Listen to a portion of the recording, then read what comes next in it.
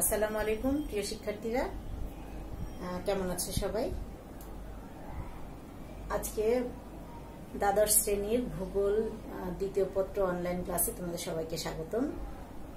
আসলে পৃথিবীর একটা বিরূপ পরিস্থিতির কারণে আমাদেরকে অনলাইনে ক্লাস নিতে হচ্ছে। তো আশা করি যে তোমরা একটু মনোযোগ সহকারে ক্লাসটা দেখবে, আর কোনো সমস্যা হলে পরবর্তীতে আমাদের সাথে দেখা হবেই, তখন আমার কাছ থেকে ভালো করে জেনে নিতে পারবে। তো আজকে আমরা পড়ব তোমাদের ভূগোল দ্বিতীয় পত্রের প্রথম অধ্যায়, যেটা মানব ভূগোল। সে মানব ভূগোল এবং মানব ভূগোলের কোন কোন অংশ, আমরা 4টা অংশ আজকে দেখব। একটা হচ্ছে মানব ভূগোলের ধারণা, মানব ভূগোলের বিষয়বস্তু, মানব ভূগোলের গুরুত্ব এবং মানব ভূগোলের শাখা। তো প্রথমেই মানব ভূগোল কি এই সম্পর্কে এবং এর ধারণা সম্পর্কে একটু জেনে নেই। মানব ভূগোল নাম থেকেই কিন্তু আমরা বুঝতে পারছি যে মানব সংক্রান্ত যে ভূগোল সেটাই হচ্ছে মানব ভূগোল। অর্থাৎ ভূগোলের যে শাখায় মানবের ব্যাপার স্যাপার নিয়ে, সমস্ত মানুষের সাথে সংশ্লিষ্ট ব্যাপারগুলো নিয়ে যা ভূগোলে আলোচনা করা হয় সেটাই হচ্ছে মানব ভূগোল। অর্থাৎ মানব ভূগোল হচ্ছে মানব এবং স্থান সম্পর্কিত জ্ঞান। তাহলে আমরা অন্যভাবে আরেকটু সংজ্ঞাটা দিয়ে দিতে পারি যে মানুষের সাথে পারিপার্শ্বিক পরিবেশের খাপ খাইয়ে নেয়া এই বিষয়গুলো ভূগোলের যে শাখায় আলোচনা করা হয় সেটাই হচ্ছে মানব ভূগোল। তো মানুষের সাথে পরিবেশের এই খাপ খাইয়ে নেয়ার যে ধারণা, সেই ধারণা দুটো ধারণার উপর বেস করে কিন্তু গঠিত হয়েছে। একটা হচ্ছে কি নিমিত্তবাদ, আর একটা হচ্ছে সম্ভাবনাবাদ।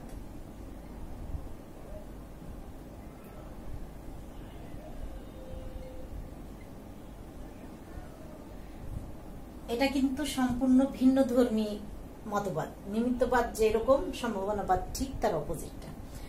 নিমিত্তবাদে কি আছে? পরিবেশ মানুষকে নিয়ন্ত্রণ করবে। পৃথিবীর সব জায়গায় কিন্তু সব ধরনের সম্পদ সমানভাবে বণ্টিত হয় নাই, কোথাও বেশি আছে, কোথাও কম আছে।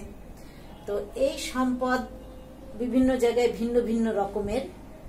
সেই ক্ষেত্রে বলা হয়েছে কি, অবশ্য আগে বলে নিই, নিমিত্তবাদ সর্বপ্রথম এই ধারণাটা দেন হচ্ছে হিপোক্রেটিস নামে একজন গ্রিক চিকিৎসক। তিনি প্রথম এই নিমিত্তবাদ ধারণাটার প্রবর্তন করেন। তিনি বলেছিলেন যে কনসেপ্টটা, সেটাই আমি তোমাদেরকে বলছি। তো প্রকৃতিতে যেহেতু সম্পদ সমভাবে বণ্টিত না, অসমভাবে বণ্টিত, কোথায় কোন সম্পদ বেশি তার উপর বেস করেই কিন্তু মানুষ অর্থনৈতিক কর্মকাণ্ড পরিচালনা করবে। এটাই হচ্ছে নিমিত্তবাদ। অর্থাৎ প্রকৃতি সবকিছু নির্ধারণ করে দিবে, কোথায় কি কাজ করবে মানুষ, কোথায় বসতি কেমন হবে, সবকিছু হচ্ছে প্রকৃতির ওপরে নির্ভরশীল।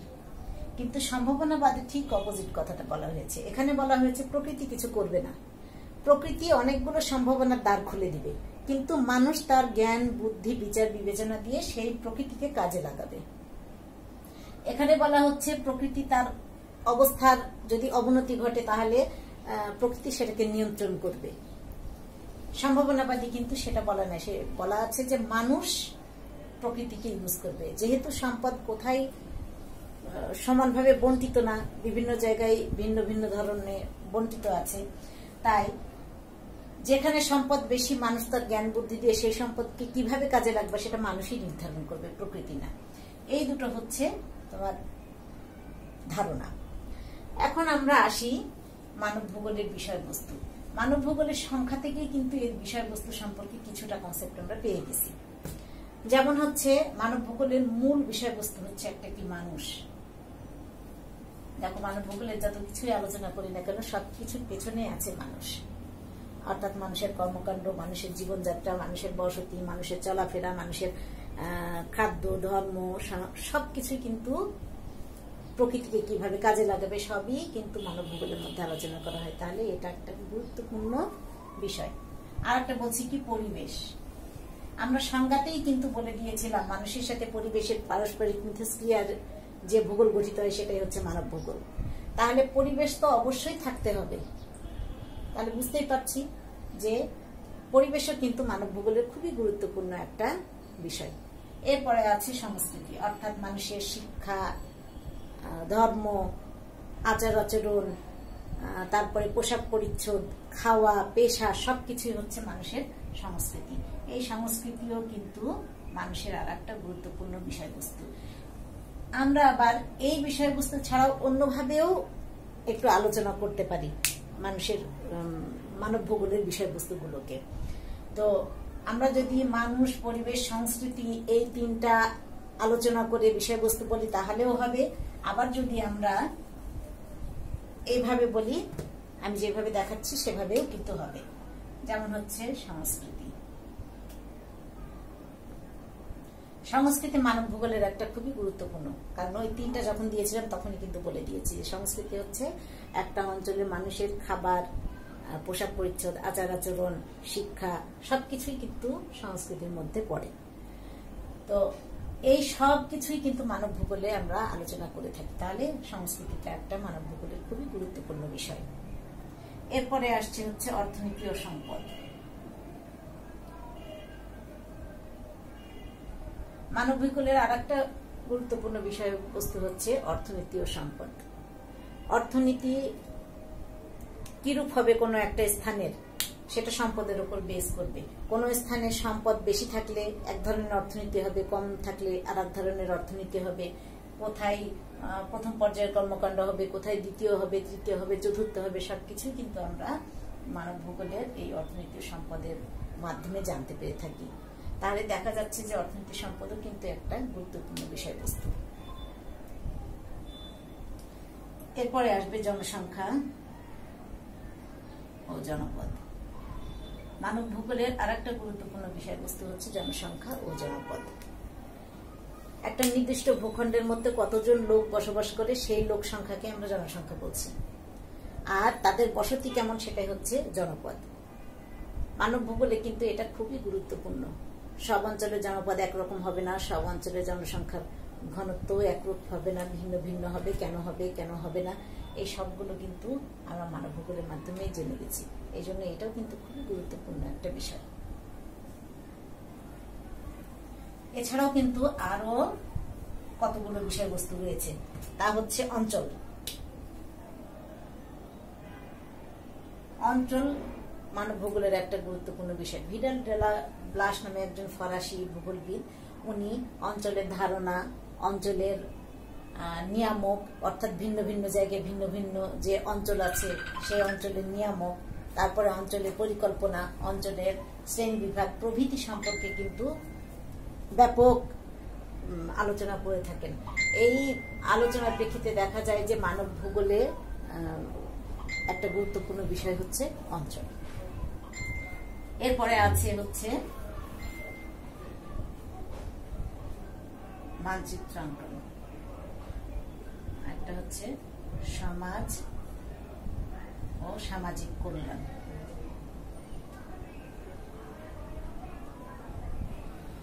মানচিত্রাঙ্কনের মাধ্যমে কিন্তু মানব ভূগোলের একটা গুরুত্বপূর্ণ বিষয়।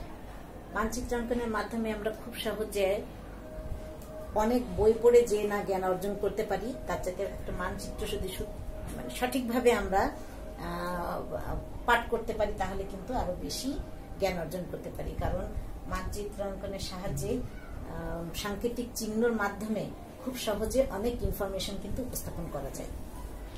আর একটা আছে সমাজ ও সামাজিক কল্যাণ। মানব ভূগোলের আর একটা গুরুত্বপূর্ণ বিষয়বস্তু হচ্ছে সমাজ ও সামাজিক কল্যাণ। সমাজের বিভিন্ন সমস্যাগুলো নিয়ে এবং সমস্যাগুলো কিভাবে সমাধান করা যায় এবং মানুষের কল্যাণে কিভাবে কাজে লাগানো যায়, এইসব বিষয়গুলো নিয়ে মানব ভূগোলে আমরা আলোচনা করে থাকি। সুতরাং এটাও কিন্তু মানব ভূগোলের একটা খুবই গুরুত্বপূর্ণ বিষয়। তাহলে আমরা বিষয়বস্তু সম্পর্কে জানলাম, অর্থাৎ আমরা বিষয়বস্তু যদি মানুষ, পরিবেশ, সংস্কৃতি এইভাবে দিই তাহলেও হবে, আবার এই যে 6টা পয়েন্ট করে আমরা দিলাম এইভাবে দিই তাহলেও কিন্তু হবে। এখন যদি আমরা একটা চিত্রের মাধ্যমে দেখাই, এটা হচ্ছে মানব ভূগোল।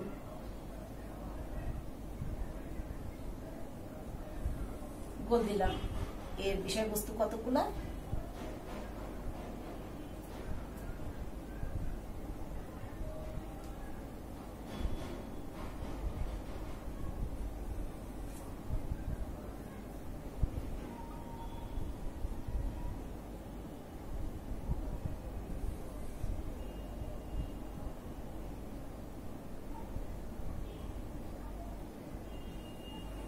ঠিক যে 6টা ভাগ দিয়েছিলাম আমরা, সেই 6টা ভাগ দেখাই দিলাম যে এর বিষয়বস্তু।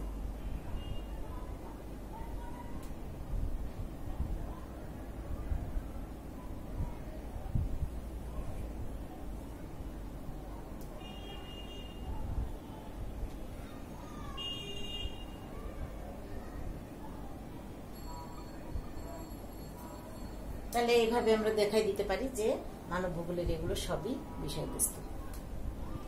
ঠিক আছে, তাহলে আমরা বিষয়বস্তু সম্পর্কে জেনে গেলাম। এখন আমরা জানবো মানব ভূগোল পাঠের প্রয়োজনীয়তা। মানব ভূগোল পাঠের প্রয়োজনীয়তা কিন্তু খুবই সহজ, নিজেরাই সুন্দর করে লেখা যাবে, মানে লিখতে পারবে তোমরা। যেমন তোমাদের যে বিষয়গুলো অন্তর্ভুক্ত আছে, প্রথমে আছে কি জনসংখ্যা, দ্বিতীয় অধ্যায়ের নামই কিন্তু জনসংখ্যা, তাই না? তো তাহলে আমরা যদি এর গুরুত্ব অর্থাৎ মানব ভূগোল পাঠের গুরুত্ব যদি দিই, তাহলে 1 নম্বর পয়েন্টে আমরা বলবো কি, মানব ভূগোল পাঠ করলে আমরা জনসংখ্যা সম্পর্কে অর্থাৎ পৃথিবীর কোন অঞ্চলে জনসংখ্যা কম বেশি, জনসংখ্যার ধরন, অভিগমন প্রভৃতি সম্পর্কে জ্ঞান লাভ করতে পারি, এই জন্য এর গুরুত্ব রয়েছে। 2 নম্বরে দিই বসতি, তাহলে মানব ভূগোল পাঠ করে আমরা গ্রামীণ বসতি, পৌর বসতি, হাট বাজার প্রভৃতি সম্পর্কে জ্ঞান লাভ করতে পারি। সমাজের বিভিন্ন সমস্যাগুলো সম্পর্কে এবং এই সমস্যা সমাধানের উপায় এবং এই থেকে মানুষের কিভাবে কল্যাণ হয় সে সম্পর্কে জ্ঞান লাভ করতে পারি। তারপরে পরে একটা চ্যাপ্টার আছে দেখো কৃষি। মানব ভূগোল পাঠের মাধ্যমে আমরা পৃথিবীব্যাপী কৃষির বিস্তারণ, কোন ফসল কোথায় ভালো উৎপাদন হবে, কোন ফসল উৎপাদনের জন্য কত তাপমাত্রা বৃষ্টিপাত প্রয়োজনীয় এই সম্পর্কে জ্ঞান লাভের জন্য আমরা মানব ভূগোল পাঠ করতে পারি। তাহলে তোমাদের যে চ্যাপ্টারগুলো আছে সেই চ্যাপ্টারগুলো সম্পর্কে একটা একটা করে লিখবে আর বলবে যে এই সম্পর্কে জ্ঞান লাভ করার জন্য মানব ভূগোল পাঠের প্রয়োজনীয়তা রয়েছে। তাহলে খুবই সহজ হয়ে গেল যে মানব ভূগোল পাঠের গুরুত্ব বা প্রয়োজনীয়তাটা কি। জাস্ট তোমরা প্রত্যেকটা অধ্যায়ে, এখানে যে 10টা অধ্যায় আছে সেই 9টা অধ্যায় আছে, 9টা অধ্যায়ে কোনটা কি পড়ছো সেইগুলো সম্পর্কে জ্ঞান লাভ করার জন্যই কিন্তু মানব ভূগোল পাঠ করা আমাদের প্রয়োজন, বা এই সম্পর্কে জ্ঞান লাভের জন্য মানব ভূগোল এত গুরুত্বপূর্ণ। আমরা তাহলে সহজেই লিখতে পারছি এটা। এরপরে আমরা আসবো মানব ভূগোলের শাখা সম্পর্কে। তাহলে এ পর্যন্ত আমরা কি কি পড়লাম এ সম্পর্কে, আমরা মানব ভূগোল কাকে বলে, মানব ভূগোলের একটু ধারণা পড়লাম, আর পড়লাম মানব ভূগোলের বিষয়বস্তু এবং মানব ভূগোলের গুরুত্ব অর্থাৎ পাঠের প্রয়োজনীয়তা। এখন আমরা পড়বো মানব ভূগোলের শাখাগুলো। আচ্ছা, কোশ্চেন কেমন হতে পারে, হয়তো আসলো মানুষ মানব ভূগোলের একটা গুরুত্বপূর্ণ বিষয় ব্যাখ্যা করো, কিংবা পরিবেশ মানব ভূগোলের একটা গুরুত্বপূর্ণ বিষয় ব্যাখ্যা করো, এটা অনুধাবনের কোশ্চেন। আবার জ্ঞানমূলকের ক্ষেত্রে আসতে পারে মানব ভূগোল কাকে বলে লিখো। নিমিত্তবাদ, অবশ্যই নিমিত্তবাদ আসবে না ওরকম ভাবে, এখানে থেকে আসতে পারে যে মানব ভূগোল কাকে বলে, এটা জ্ঞানমূলক হিসেবে কোশ্চেন থাকতে পারে। এখন আমরা আসি মানব ভূগোলের শাখাগুলো নিয়ে। মানব ভূগোলের কিন্তু একাধিক শাখা। আমরা সংজ্ঞার সময় কিন্তু বলে নিয়েছি যে মানব ভূগোলের সমস্ত কর্মকাণ্ড হচ্ছে মানুষ সম্পর্কিত। তো দেখো আমরা যে ভাগগুলো দিয়েছি সবই কিন্তু মানুষ সম্পর্কিত। এই ভাগগুলো ছাড়াও কিন্তু আরো অনেক অনেক ভাগ আছে, গুরুত্বপূর্ণ কতগুলো ভাগ আমি তোমাদেরকে দেখিয়েছি। আগেই বলে নিই এখান থেকে কেমন ধরনের কোশ্চেন হতে পারে। যেমন হতে পারে জনসংখ্যা ভূগোল মানব ভূগোলের একটা গুরুত্বপূর্ণ শাখা ব্যাখ্যা করো, এগুলো সবই কিন্তু অনুধাবনের মতো। আবার আসতে পারে রাজনৈতিক ভূগোল মানব ভূগোলের একটা গুরুত্বপূর্ণ শাখা ব্যাখ্যা করো, অথবা আসতে পারে পরিবহন ভূগোল মানব ভূগোলের একটা গুরুত্বপূর্ণ শাখা ব্যাখ্যা করো, অথবা এমন একটা উদ্দীপক দিয়ে দিল যেই উদ্দীপকটা ইন্ডিকেট করে মানব ভূগোল। যেমন বলে দিল যে ভূগোলের একটা শাখা রয়েছে যে শাখায় মানুষ এবং পরিবেশ সম্পর্কিত জ্ঞান অর্জন করা হয়, সেই শাখার গুরুত্বগুলো বা সেই শাখাগুলো আলোচনা করো।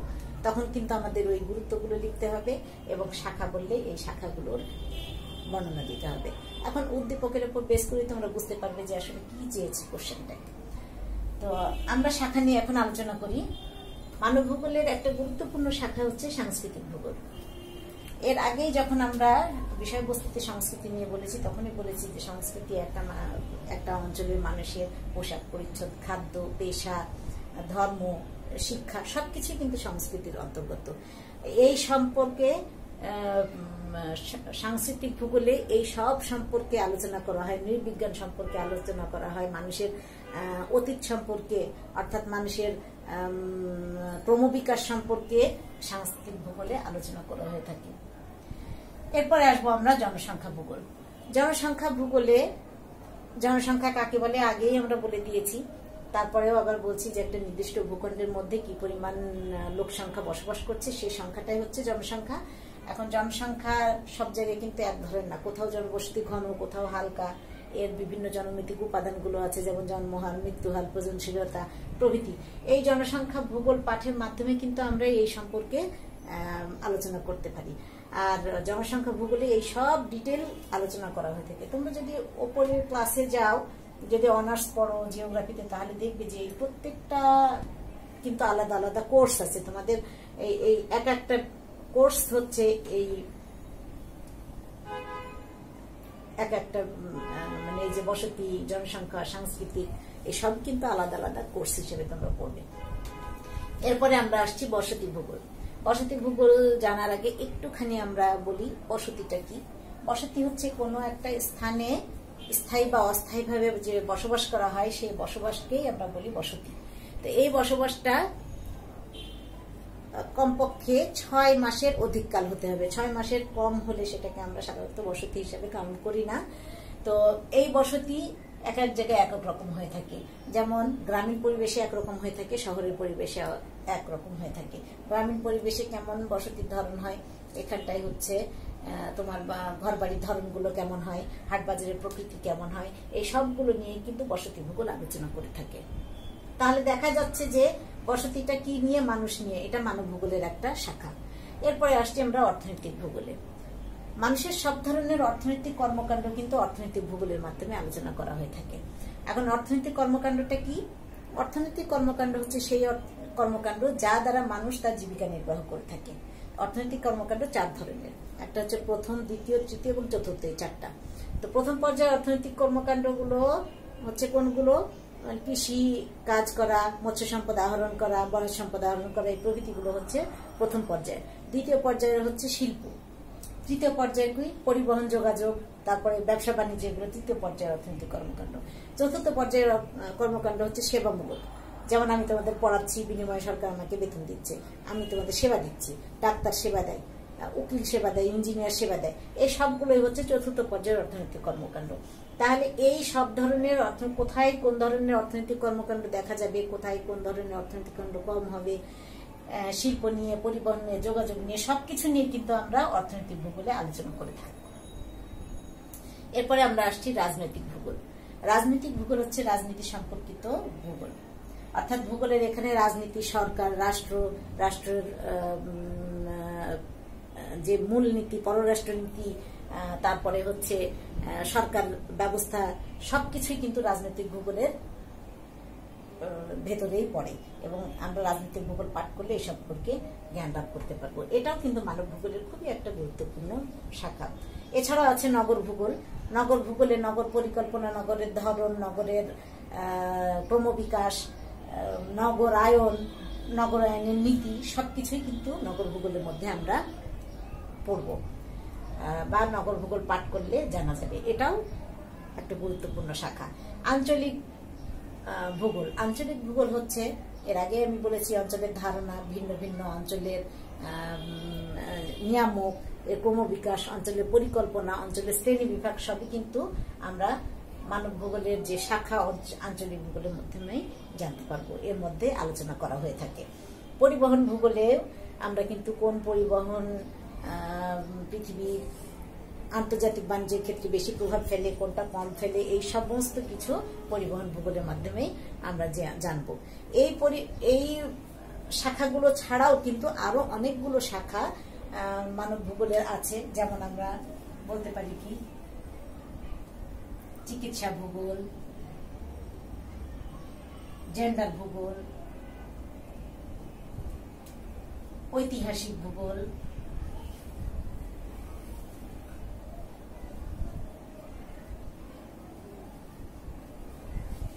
সামাজিক ভূগোল, এগুলো কিন্তু সব মানব ভূগোলেরই অংশ বিশেষ।